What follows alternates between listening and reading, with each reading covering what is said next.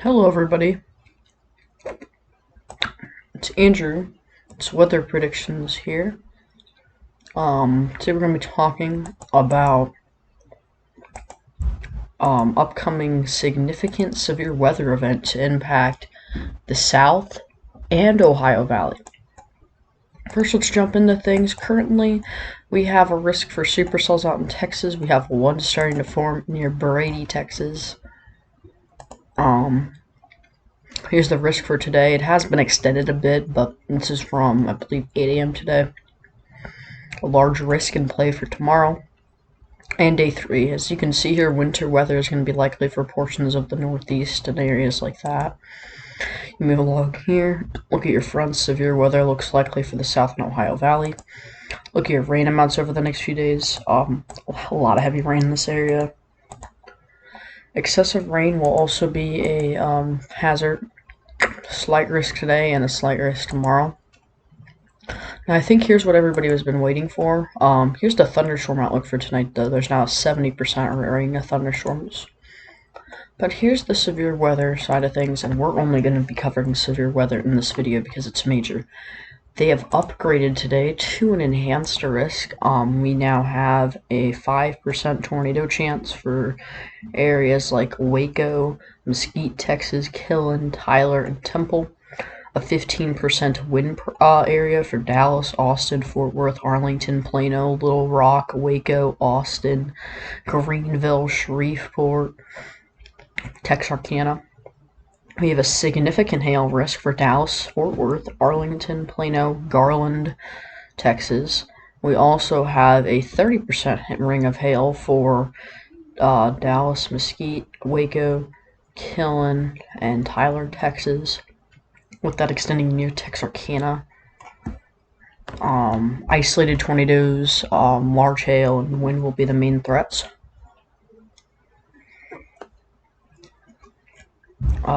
Here's day 2. We have a moderate risk now, a large moderate, including places like Birmingham, Alabama, Jackson, Tennessee, Jackson, Mississippi, Nashville, Tennessee, Huntsville, Alabama, places like that. We have a marginal all the way up to near Cleveland, Ohio. A slight risk for a lot of places, and an enhanced for all the way into northwest Georgia, even in Chattanooga is even in a moderate risk now, so that's interesting. I have a 15 sig tornado risk with a significant risk for Memphis, Nashville, Birmingham, Jackson, Huntsville, Bowling Green, Chattanooga, Greenville, places like that.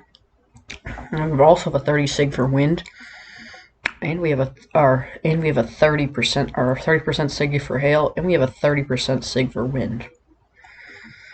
Glenson does mention that a high risk could be needed for multiple strong to potentially violent tornadoes with the next outlook at 060, and personally I would have a high risk right now. Looking at the parameters and looking at the environment in place, it's just way too high. It's off the charts. Day 3, we have 3 different marginal risks, and also I do think there's going to be a marginal risk up in the Northeast. I was looking at stuff earlier today in school, and there looks to be a pretty decent environment up there for some low top supercells with tornadoes, wind, and maybe even a little bit of hail. As you can see here, we do have 3 marginal areas, a lot of stuff happening, and then no day 4 through 8 outlooks. Next, I'm going to talk to you about this. National Weather Service of Birmingham. Multiple strong tornadoes could occur, and they're also mentioning potential for violent tornadoes in the discussion. Not a good thing. Now let's focus on the HRRR. This would be valid at 19Z, which is actually earlier today. Let's put this in the loop here. So this would be valid right about now, and we can see here it's about 20Z right now. We're expected to see a supercell start to pop off, and there she is. She's really starting to get a hook echo on her. I do think this is probably going to get severe warned soon. It's really rapidly strengthening. We will get a severe thunderstorm watch across portions of Texas, maybe even a tornado watch. But yeah, the HRRR had some areas of convection bubbling, and that 21Z, it had this supercell start to fire off with a lot of other areas in the environment. And actually, I'm going to go back over to the SPC page and look at the current environment, because that's something we're going to really want to look at. So right where that developing storm is, it's currently along the warm front with an environment of 1,000 Cape, 1 kilometer shear of 15 knots. Storm relative velocity of 200, so this is going to be a favorable environment for tornadoes actually right over it. The site tornado parameter, it is a 0.5, which isn't the best, probably because we don't have that much surface to 500 helicity right now. Yeah, only 50 in that area, but that's still enough. Mixler Cape is approaching 1,000 for that area as well, and whoopsie daisies, accidentally had that happen. But as you can see here, definitely a favorable environment. Dew points in the area are 74 on top of 57, and now it's got a hail indicator on GR 2. But definitely favorable. If I do end up taking a sounding in this area, you do end up seeing it's favorable for really only hail at this point in time. Let me actually check if there's any observed soundings at 18Z anywhere. No, there's not any, so we don't really have any updated soundings. As we see here, it really starts to expand at 22Z, and it starts to get into more of a favorable environment for maybe a bit of tornadoes. A very large hail, though, will be a big threat with these storms tonight, and will be the main one, but you cannot rule out a few isolated tornadoes. We do see we have some supercells develop here, kind of in south-central Texas, if I do take a sounding there. That's a favorable environment for tornadoes, but then they collapse on themselves. But then we start to see more storms develop, and throughout the night, many rounds of supercells are likely to develop, including these. This is the most concerning batch to me. This is going to have tornado potential when these happen tonight. This is around midnight or so, and this is when the lower-level jet energy starts kicking in. 14 knots with a lot of SRH in the upper levels. I would not be surprised to see some strong velocity signatures and possibly some strong tornadoes with these storms, but the thing is, it's mainly over rural areas, so that's a great thing. But I do see potential for there to be an isolated strong tornado tonight. As we move along, these supercells are going to lift, and you're going to see that warm sector start to lift. Then around 16Z, we got a bubbling cumulus field across this area, and let me go shift over to the southeast now, as they're under the main gun, and then we'll shift over to the Ohio Valley next, and we will be taking some soundings here. That warm front will lift. Then around 17Z or so, we will start to see some convective storm storming. Then we start to see 19Z, 20Z, 21Z. There are supercells everywhere. These are all going to be, if this happens, these are all going to be semi-discrete supercells across the warm sector. If I end up taking some soundings here at 22Z, just south of that supercell there. That's a bit contaminated, so I have to take it further south. That's in a very extreme environment. 600 storm relative velocity and nearly 2,000 Cape. That'll do it. That'll bring violent tornado potential. And yes, I am using the V word, violent. This, yet again, this is an even worse sounding. This is an even more scary sounding. 500 SRH combined with 2,000 Cape, never a good combo. One thing it's lacking is lapse rates in the lower levels, but that's it. It's got the veering with height, and it's got the lower level veering. As you can see here, these supercells are expected to persist across the night, and then we will see some new ones fire up. Let's stop it at right around 21Z. We do end up seeing storm relative velocity widespread across the warm sector, 400 to 600. Our surface-based Cape, 2,000 to 3,000. Our lapse rates in the middle levels, anywhere between 6 and 8. Our lower level jet, anywhere between 45 and 65 knots.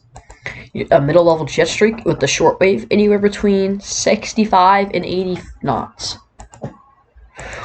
EHI parameter at the 3 kilometer, anywhere between 4 to maybe even 8 to maybe even 7 to 8 or higher than that. And this is basically a composite. It takes in all the parameters. Now let's go look at the end of the run here, and let's look at your updraft helicity tracks. And by the end of the run, you see many vigorous tracks. You look further north as well. Many vigorous tracks, and the HRRR has been consistently actually showing a secondary target in this area for some isolated tornado potential and maybe even a stronger one. Well, let's move up into this area now, as we are here. We do end up looking at the forecast loop again, kind of just an overview here. Okay, so this area might be a little bit more limited with instability because of these morning thunderstorms that could go severe, but then we get the supercells to fire. Now, a few fail modes with this. One, there's too many mouths to feed, which means there are too many storms in the warm sector, and they kind of cancel out each other. Another one is that the storms form too early, and then another one is that the storms grow upscale. There are a few fail modes with this, and let's hope they happen. But if we don't get any fail modes, we're likely going to be looking at a significant tornado outbreak with many strong to potentially violent tornadoes, which is never a good thing to say. I mean, right in here, very significant environment. We're mainly up in here for Tennessee. This is right around Nashville. Look at that. Large photograph and high wind shear. Now, the critical angle is a bit low, but it'll still do it.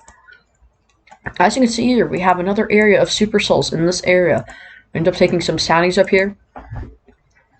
You see here, the critical angles are relatively low, but you still can get isolated tornado potential. Lapse rates are pretty high, shear's high. Cape is decent, and you have a bit more drier air. Because what this will mean is we're going to get some low-top supercells up in here. And right around this frame, this is when one of them starts to go nuts, and it's actually in a decent environment with a lot of EML. As you can see here, these supercells just continue on with the HRRR all the way into Ohio and to Georgia, and then they weaken. Now, something else I want to show you is the Northeast. So up in the Northeast here, Thursday, isolated storms.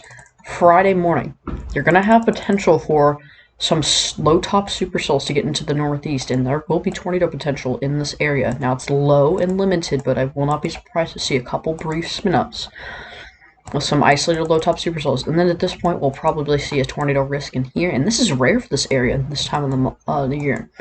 Rare for them to get a tornado risk, but we do stop it at hour 48. I mean, take a sounding in front of the storm. It's favorable environment. I mean, it is linear, so you're going to have more. We're probably going to have less of supercell activity, maybe some supercell activity possible. Photograph is small, but it's there. You have a lot of instability, actually, for this time of the year up here. So it will bring a brief tornado risk. If you look at the widespread Cape, it's around 1,000, maybe even nearly 2,000. Helicity, it's 150 to 300. That'll be enough. Your EHI is anywhere between 1.1 to 2, and maybe even a little bit of isolated areas of 3. Your LLJ, or lower level jet, is 40 to 50 knots. So that's a favorable environment. Now here's the GEFS. We have, this is basically a bunch of ensemble members. They have a supercell composite of 10, and that is mean. EHI probability of 100. Ensemble Cape here, all of them show 2,000 now, so the Cape probs for 1,000 are 100%. Supercell composite probability, 100%. Here's the ensembles. We really only have one ensemble, and that's in member 19 that really doesn't show a robust threat. There are some ensembles with max supercell composites of 15, but that's it, and that is max, so don't really trust it. They have a very vigorous shortwave, though. Now let's move on to the instantaneous flash rate here. And we'll also look at the NAM nest on here. That's the arrow, oops. We're also going to look at the NAM nest on this as well. Weather Bell. Forgot the name for a second. You see here? So we have our instantaneous flash rate. You can see those thunderstorms in Texas tonight getting vigorous, and then boom, there goes Dixie going wild. Maybe even some lightning and thunder up into the Midwest and even into Michigan, and then we see that Northeast severe risk take shape. And we see that severe risk across Georgia in that area. And we have another severe event the Friday night into Saturday and into Sunday. And then after this, the GFS and Euro are agreeing on a system to impact the Midwest and Dixie Alley and Southern Plains, but that is, we're not really going to be going into it with this, and I don't know if I'm going to have an upload tomorrow. We'll see. Let's look at the Namnest now. So,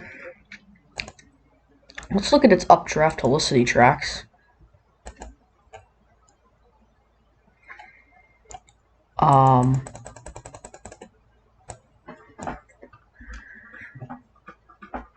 I guess you can't see them very well. Let's look at the multi-parameter. Let's look at the section here, and we're going to look at your helicity here. On Thursday afternoon, we start to see a surge of SRH really take over the warm sector. With that moderate here. If you do end up stopping it there, I believe in popular you will have precipitation. Yeah, composite reflectivity at this point. Let's zoom into the east region, maybe. Yeah, actually no, southeast, probably the better. Okay, let's zoom into the southeast here. So we do end up seeing the Namnest in it. This is the 1 kilometer reflectivity here. So we do end up seeing some supercells at around 20Z in front of the line. And then we see a QLCS take shape with isolated supercells embedded with it. And then see. Now, the NAM3K, you can outlaw its reflectivity. It's usually very poor.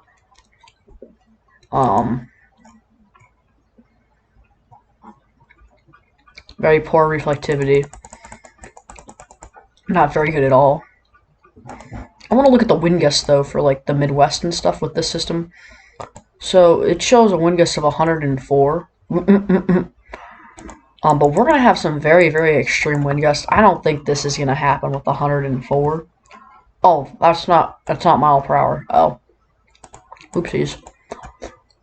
Okay, so we're gonna have we're likely gonna see some high wind warnings and advisories for this area. We already do have some further to the east, but I think they will extend them as these very strong winds will kind of evaporate. But that will do it for this one. Thanks for watching and goodbye.